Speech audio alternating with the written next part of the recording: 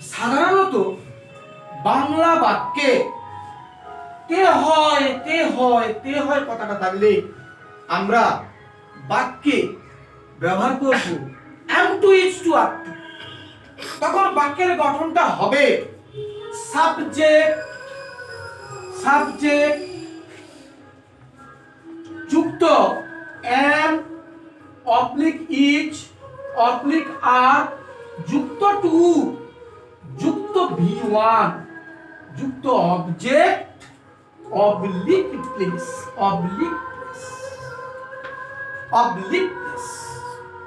কি বললাম?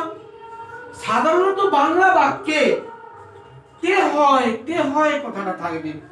আমরা বাক্যের গঠনটা করব সাবজেক্ট যুক্ত am অবলিক ইজ অবলিক আর যুক্ত টু যুক্ত V1 যুক্ত অবজেক্ট অবলিক প্লেস। কি রকম? একটু উদাহরণ দিয়ে বলি। যদি বলি আমাকে প্রত্যহ সকালবেলা সুজিত বাবুর কাছে ইংরেজি শিখতে হয়, এত বড় একটা বাক্য। আমাকে প্রত্যহ সকালবেলা সুজিত বাবুর কাছে ইংরেজি শিখতে হয়, তাহলে আমাকে শিখতে হয় ইংলিশ কি? নিয়ম অনুযায়ী আই এম টু লার্ন। আমাকে শিখতে হয়, কি শিখতে হয়? English, ENGLISH English. কার কাছে? সুজিত বাবুর কাছে। টু সুজিত বাবু, সুজিত বাবুর কাছে। কখন? না প্রত্যহ সকাল, এভরিডে ইন দা মর্নিং। দেখছো? আরো কিছু উদাহরণ দেব। আমাদেরকে প্রত্যহ স্কুলে যেতে হয়, তাহলে আমাদেরকে যেতে হয় ইংলিশ কি? We are to go. কোথায়? না স্কুলে, to school. We are two go to school. আমাদেরকে স্কুলে যেতে হয় প্রত্যহ, এভরিডে বা ডেইলি। ঠিক আছে? তাদেরকে এখানে আসতে হয়, দে আর টু কাম। তাদেরকে আসতে হয়, দে আর টু কাম। যদি বলি যে আমাকে প্রত্যহ তাকে টাকাটা পাঠাতে হয়, তারা আমাকে পাঠাতে হয় ইংলিশ কি? I am to send. আমাকে পাঠাতে কি? না টাকাটা, দ্য মানি। তাকে না টু হিম। এই যে বাক্যগুলো তে হয়, তার প্রত্যেকটা ক্ষেত্রে তে হয় কথা আছে। আমাকে যেতে হয়, আমাকে পড়তে হয়, আমাকে আসতে হয়, আমাকে বলতে হয়। প্রত্যেকটা ক্ষেত্রে যদি তে হয় কথাটা থাকে, সেক্ষেত্রে আমরা তার এই সূত্র ফলো। ঠিক আছে? এইবার আসা যাক হ্যাভ টু হ্যাজ টু ব্যবহার কি রকম। চলো, সাধারণত বাংলা বাক্যে তে হবে আমরা বাক্যে ব্যবহার করব হ্যাভ টু হ্যাজ টু। পার্থক্যটা বুঝো।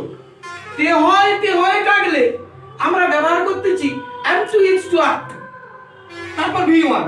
আর তে হবে কথাটা থাকলে আমরা ব্যবহার করতেছি have to has to, তারপর অদ্ভুত পার্থক্য। দেখো কি রকম। যেমন যদি বলি, আগে আর সূত্রটা লিখে দেই। তাহলে সাধারণত বাংলা বাক্যে তে হবে কথাটা থাকলে সেক্ষেত্রে আমরা ব্যবহার করব have to has to যুক্ত V1। কি রকম? এর সূত্রটা হবে কি রকম? Subject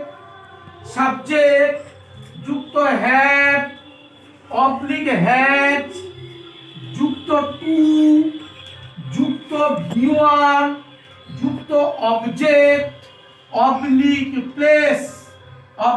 place. আমাকে যেতে হবে, আই হ্যাভ টু গো। তাহলে আমাকে যেতে হয় ইংলিশ কি? আই হ্যাভ টু গো। আমাকে আসতে হবে, আই হ্যাভ টু কাম। আমাকে আসতে হয়, আই হ্যাভ টু কাম। হ্যাঁ, আমাকে কিনতে হবে, আই হ্যাভ টু বাই। আমাকে কিনতে হয়, আই হ্যাভ টু বাই। দেখছো পার্থক্যটা? একটার ক্ষেত্রে তে হয় আর একটার ক্ষেত্রে তে হবে। থাকলে আমরা এইরকম ব্যবহারটা করবো। তাহলে কিরকম? যে আমাকে আজ বিকেল বেলা বাজারে তোমার জন্য কিছু বই কিনতে হবে, তাহলে আমাকে কিনতে হবে ইংলিশ কি?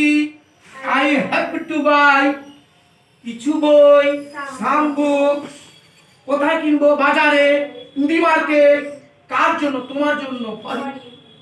হলো উত্তর। এবার যদি বলি যে আমাকে আমাকে আজ বিকেল বেলা রিম্পার সঙ্গে দেখা করতে যেতে হবে, এটা ডবল ভার্বের ট্রান্সলেশন। তাহলে আমাকে যেতে হবে ইংলিশ কি? I have to. I have to আমাকে যেতে হবে। এবার কার সঙ্গে দেখা করতে? To meet Rimpa. এবার আমাকে রিম্পার সাথে দেখা করতে যেতে হবে, I have to go to meet Rimpa. যদি বলি তাদেরকে এখানে ইংরেজি শিখতে আসতে হবে, তাদেরকে আসতে হবে ইংলিশ কি? They have to come. কি না শিখতে, টু লার্ন কি? ইংলিশ। এবার কার কাছে? আমি কি বললাম? তাদেরকে ইংরেজি শিখতে এখানে আসতে হবে, এটাই তো বললাম। তাহলে তাদেরকে আসতে হবে, they have to come to learn English, ইংরেজি শিখতে। হ্যাঁ, এখানে বুঝা গেল জিনিসটা কি? তাহলে বাংলা বাক্যে তে হবে তে হবে তে হবে কথাটা লাগলে আমরা ব্যবহার করতেছি সাবজেক্ট যুক্ত হ্যাভ অবলিক হ্যাজ যুক্ত টু যুক্ত ভি1 যুক্ত অবজেক্ট অবলিক। এবারে আসি, এবারে বলো তে হচ্ছে তে হচ্ছে তে হচ্ছে কথাটা থাকলে আবার বাক্যের গঠনটা কি হয় সেটা দিকে থাকবে। সাধারণত বাংলা বাক্যে যদি তে হচ্ছে তে হচ্ছে তে হচ্ছে কথাটা থাকে তখন আমরা ব্যবহার করব না সাবজেক্ট যুক্ত am oblique is oblique are যুক্ত having to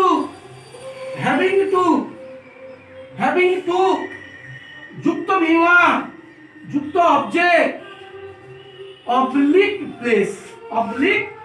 প্লেস। আর কি তো উদাহরণ? আমাকে বাজারে যেতে হচ্ছে, I am having to go to the market. তাকে এখানে আসতে হচ্ছে, he is having to come here. এবার যদি বলি আমাকে কিছু বই কিনতে হচ্ছে, I am having to buy some books. প্রত্যেকটা ক্ষেত্রে কিন্তু আমি যার যুক্ত হ্যাভিং টু যুক্ত v1 আসছে। বুঝতে পারছো পার্থক্যটা? তাহলে তে হচ্ছে কথাটা তাহলে এটা হবে আমি যার যুক্ত হ্যাভিং টু যুক্ত v1। তাহলে যদি বলি আমাকে তোমার জন্য বাজারে কিছু বই কিনতে হচ্ছে, তাহলে আমাকে কিনতে হচ্ছে কি ইংলিশ হবে? I am having to buy কিছু বই, সাম বুকস, বাজারে, টু দি মার্কেট, তোমার জন্য, ফর ইউ। তাহলে I am having to buy some books to the market. বুঝা গেল? এবার আসি, যদি আমাকে যেতে হবে ইংরেজি যদি আই হ্যাভ টু গো হয়, তাহলে আমাকে যেতেই হবে ইংলিশটা, যেতেই হবে। তার প্রত্যেকটার ক্ষেত্রে তেই হবে। এরকম অর্থে কিন্তু আমরা মাস্ট হ্যাভ ব্যবহার করব, মাস্ট হ্যাভ।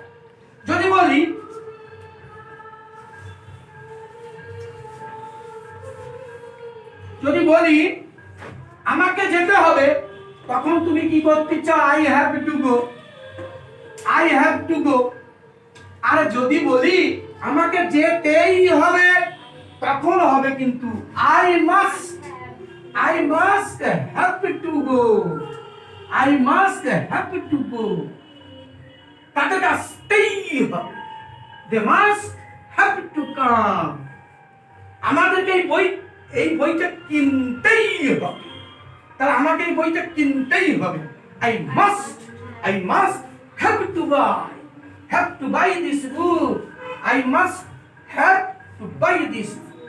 তার আসলে কি পার্থক্যটা তোমরা বুঝতে পেরেছো কি জিনিসটা?